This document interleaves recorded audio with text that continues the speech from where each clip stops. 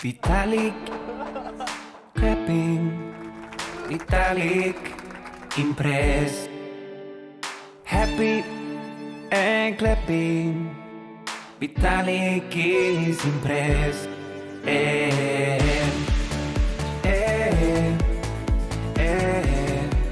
Vitalik clapping, clapping, clapping, clapping.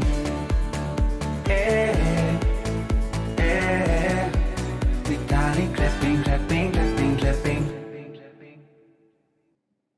Welcome Bitcoin friends, it's Bitcoin Mamo. Today we're going to look at the Bitcoin chart, do some TA, look at the Bybit flash crash that just happened on Bitcoin, and we'll also look at some possible trade setups and look at what's going to happen over the next few days and weeks for Bitcoin. I just want to start here comparing Bitcoin, Ethereum and Link so far this year. And we can see in blue here is the Bitcoin chart. Currently we're up 92% for the year. In orange is Ethereum. It's up 304%. And Link is up 232%. And we can see just how much Ethereum has outperformed Bitcoin.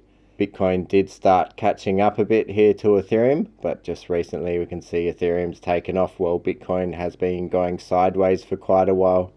So we're just going to look at the flash crash that happened on Bitcoin now, and I'm just going to do a replay of it here and just watch it unfold.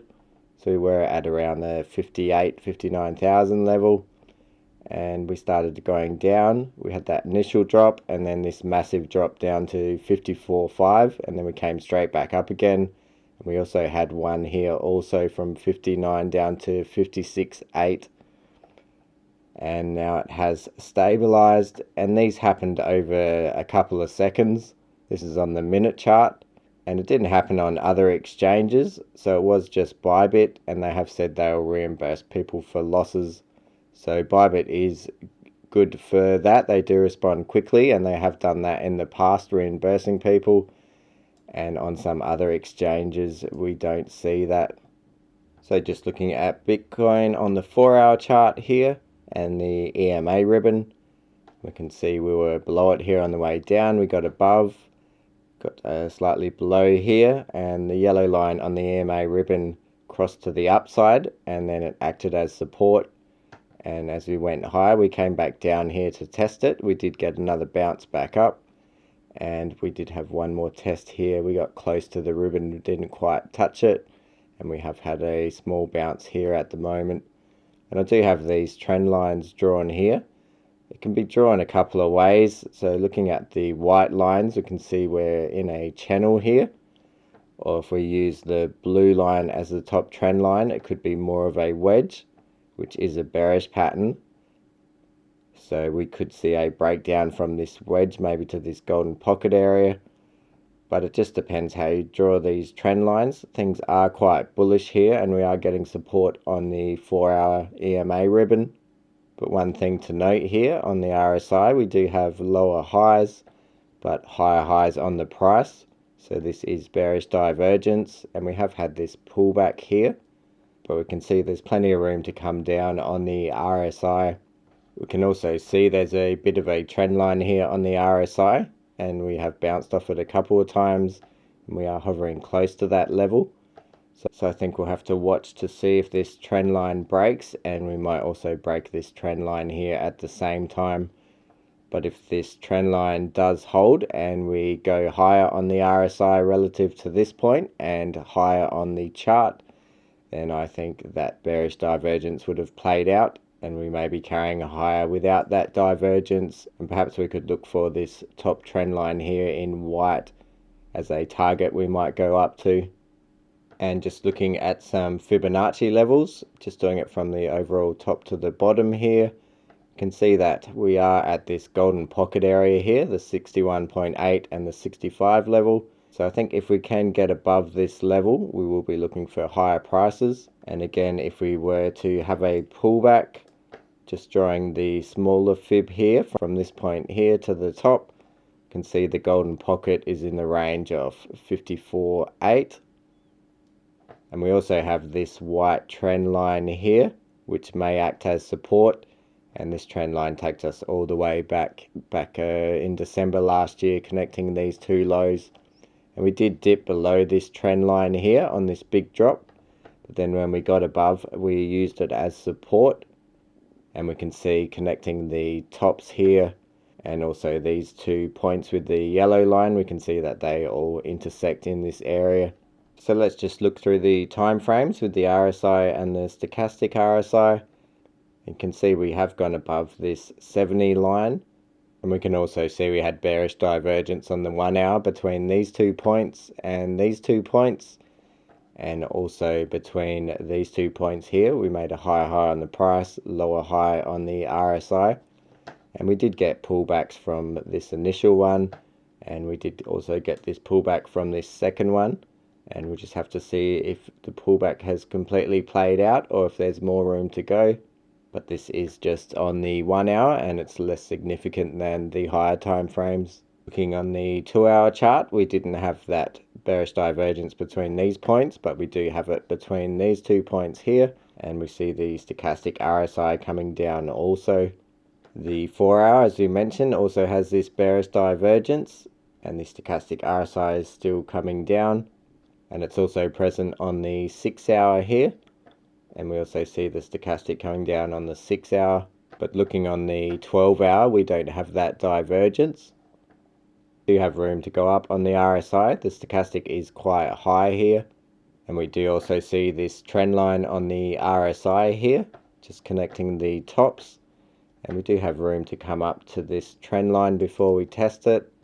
And this has been giving us bearish divergence on all these pullbacks here. We'll be looking here at this trend line, and when we come up to it, and if there's any divergences, we also see a similar thing on the daily with lower highs on the RSI creating these divergences. And we did bottom out down here at around the 30 reading, which was quite low, and we can see the stochastic RSI is quite high here, got into the 90s, so perhaps a pullback could be on the cards. And the only stochastic RSI that is low is on the weekly. We can see it's stayed down here for quite a while as we've been zigzagging our way down here on the RSI. And perhaps next week, if the bearish case plays out, we might come down to this trend line and the bottom of this channel. And this trend line here at the 53 level acted as support during the 2017 bull market on all the pullbacks. And perhaps we might come also back to this 21-week EMA, which is currently at 46,400, 46,500, and it will be a bit higher on next week's opening, perhaps around 47.5. But that is the bearish case, and there's good arguments for both sides, although I think at the moment I'm in favor of the bullish case. We look at this last weekly green candle here, we can see it's a bullish engulfing candle, so it was a bigger candle than the previous red candle looking at the body of the candle, and this is quite a good sign that that was the bottom, and we are going to carry on higher over the next several weeks. And if we look back on this 2017 bull run here, if we look at all these pullbacks with this first one here before we broke the previous all-time high, we see a bullish engulfing weekly candle here, and we did have a small pullback here, but then we did carry a lot higher. And looking at this next pullback here, we had a similar thing with a bullish engulfing candle, had that pullback again, and then we did go a lot higher. And looking at one more case here, this wasn't after a pullback, but it is a bullish engulfing candle, and this one led us to the all-time high here at 20,000. And again, it works the other way here, a bearish engulfing candle at the top, and this did lead to the drop down from the peak. So I just want to look at the Bitcoin futures chart here, and doing the fib retracement from the top to the bottom. We can see the golden pocket here. We came right up into this golden pocket, and now we are getting a small pullback, and just drawing a trend line here connecting the bottoms.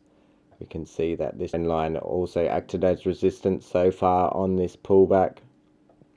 This white box is the previous gap that we've formed here, so we did partially fill this on the way up, and and perhaps we are going to go all the way up to fill this. This is at 60,190 on the futures chart, which is about 1,600 above where we've topped so far.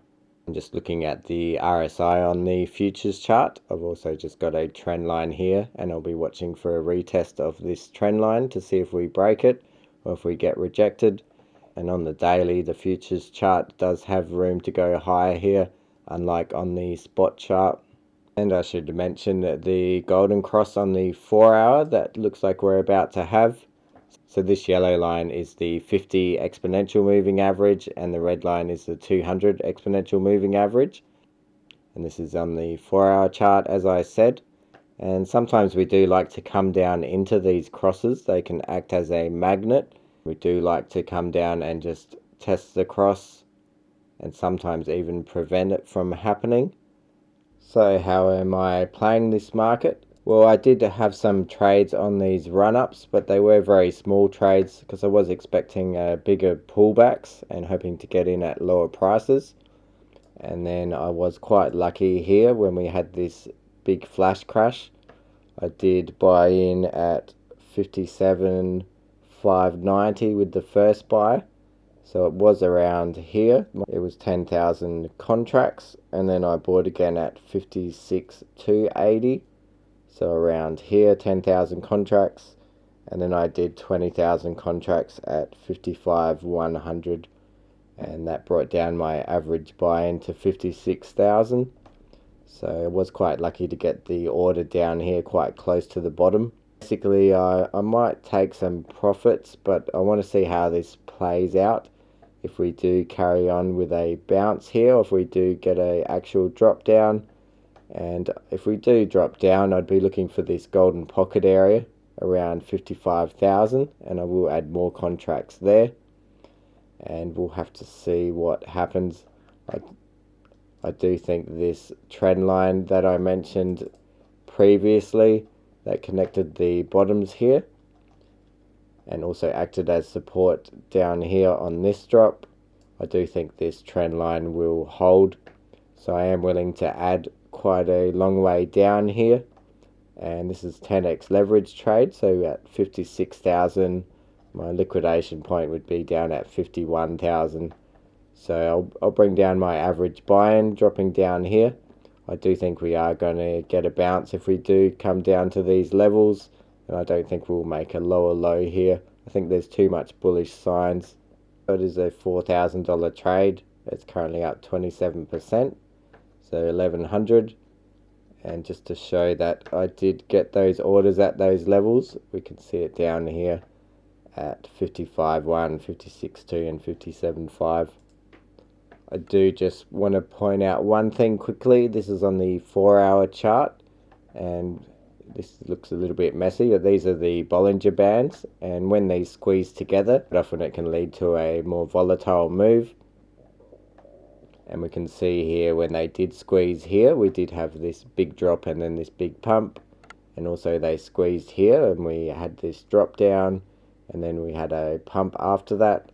And currently they are getting quite close, squeezing together, and a new 4 hour lead candle will be opening very soon. So we'll have to see what happens. Perhaps we'll get a quick drop down around this 56,000 level, maybe 55,000, and then we might see a pump back up, similar to what we did previously on these other two occasions here. So thanks for watching. Hope you enjoyed that analysis. We'll have to see what happens with Bitcoin here, if we are going to have another quick drop down, or if we're going to stay quite bullish and just carry on higher without getting a bigger pullback. So thanks for watching. I'm Bitcoin Mamo. I'll have a new video on a Pi cycle update soon. Catch you next time. Bye.